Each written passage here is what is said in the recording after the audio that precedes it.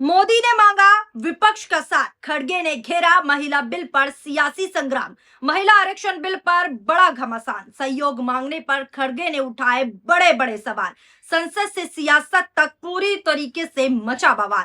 जी हाँ, ये सच है, क्योंकि जब सवाल सीधा सत्ता से टकराता है तो जवाब सिर्फ राजनीति नहीं बल्कि मंशा भी खोल देता है। कुछ ऐसा ही होता अब दिखाई दे रहा है, क्योंकि देश की राजनीति इस वक्त एक ऐसे मोड़ पर खड़ी हो गई है जहां एक चिट्ठी ने पूरे माहौल को पूरी तरीके से बदल कर रख दिया है। प्रधानमंत्री नरेंद्र मोदी की तरफ से सहयोग का संदेश गया, लेकिन जवाब में विपक्ष ने सीधे सीधे सवालों की, छोटे मोटे सवालों की नहीं, बड़े सवालों की बौछार कर दी। महिला आरक्षण कानून को लागू करने के लिए संसद का विशेष सत्र बुलाया गया है, लेकिन इस फैसले की टाइमिंग ने ही सबसे बड़ा विवाद खड़ा कर दिया है। क्या कुछ हुआ है, सब आपको बताते हैं। नमस्कार, मैं हूं आपके साथ फराह खान।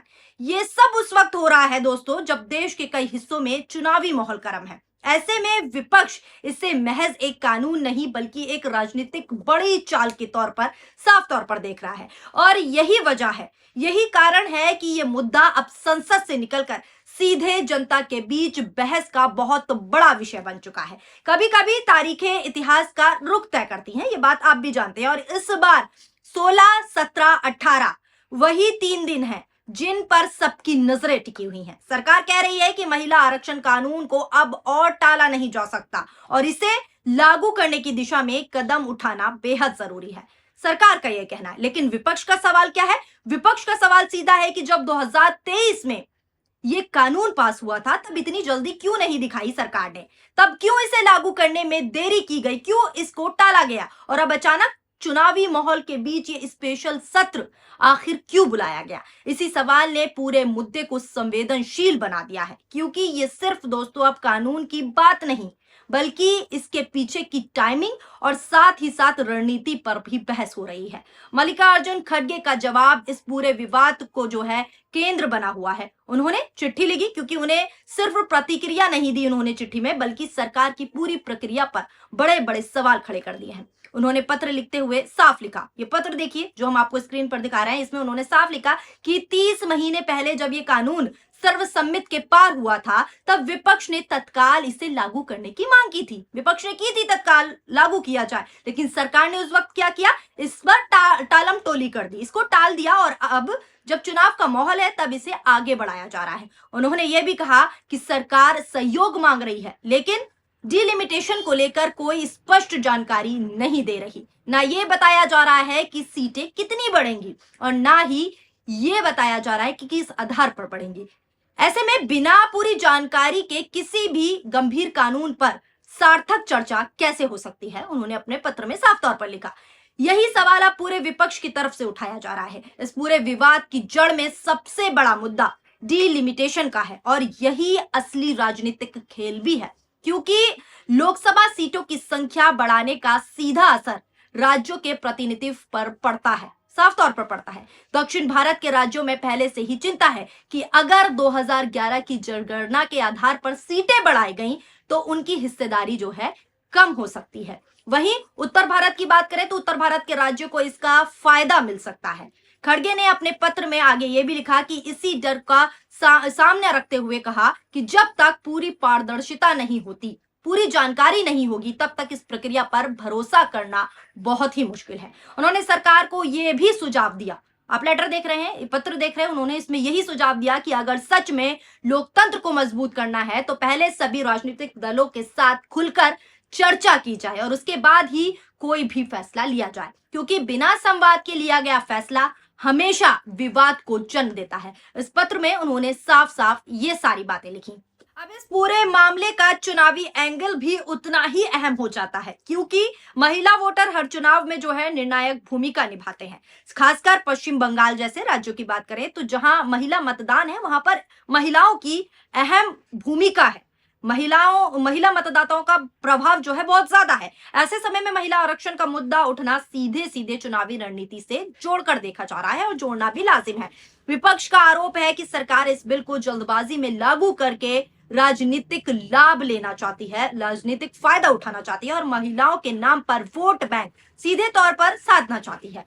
वहीं सरकार का कहना है कि ये महिलाओं के अधिकार का मुद्दा है और इसमें देरी करना सही नहीं होगा। सवाल यहां पर भी गहरा उठ जाता है। तो पहले क्यों नहीं किया गया? यही टकराव इस मुद्दे को और ज्यादा गर्म बना रहा है और आने वाले दिनों में संसद के अंदर इसका असर और भी तेजी से दिखाई दे सकता है। ऐसी संभावना है क्योंकि जिस तरीके से आरोप प्रत्यारोप की दिशा दिख रही है, सियासत में फैसले सिर्फ कानून के आधार पर नहीं बल्कि भरोसे के आधार पर भी टिके होते हैं और इस वक्त सबसे बड़ा संकट उसी भरोसे पर खड़ा होता दिखाई दे रहा है। एक तरफ जैसे कि हमने बताया सरकार है जो इसे ऐतिहासिक कदम बता रही है और दूसरी तरफ पूरा विपक्ष है जो इसकी प्रक्रिया और साथ ही साथ इसकी टाइमिंग दोनों पर बड़ा सवाल उठा रहा है। आने वाले 3 दिन ये तय करेंगे कि ये बिल सहमति के रास्ते आगे बढ़ेगा या फिर टकराव और गहरा हो जाएगा। लेकिन इतना साफ है कि महिला आरक्षण का मुद्दा अब सिर्फ एक मुद्दा या फिर एक राजनीतिक सुधार का विषय नहीं बना हुआ है, बल्कि ये मुद्दा पूरी तरीके से राजनीतिक बहस का केंद्र बन चुका है और इसके हर फैसले का असर आने वाले चुनावों में साफ तौर पर दिखाई देगा। अब नजर इस बात पर है, पूरे देश की नजर है इस बात पर कि क्या संसद से सहमति बनती है या फिर ये टकराव और लंबा खिंचता जाएगा। इसी बीच आपको सोशल मीडिया की प्रतिक्रियाएं भी बता देते हैं। क्या कुछ लोग प्रतिक्रिया दे रहे हैं। कांग्रेस की अगर बात करें तो पूरी कांग्रेस एकजुट होकर कांग्रेस ने बताया है, ऑफिशियली पोस्ट किया है और लिखा है कि यदि ये विशेष सत्र जैसे कि आपने अपने पत्र में लिखा है हमारे लोकतंत्र को मजबूत करने और साथ ही साथ सभी को साथ लेकर आगे बढ़ने का उद्देश्य से बुलाया जा रहा है, तो मैं सुझाव दूंगा कि सरकार 29 अप्रैल के बाद यानी कि इसी 29 अप्रैल के बाद किसी भी समय एक सर्वदलीय बैठक बुलाए ताकि नारी शक्ति वंदन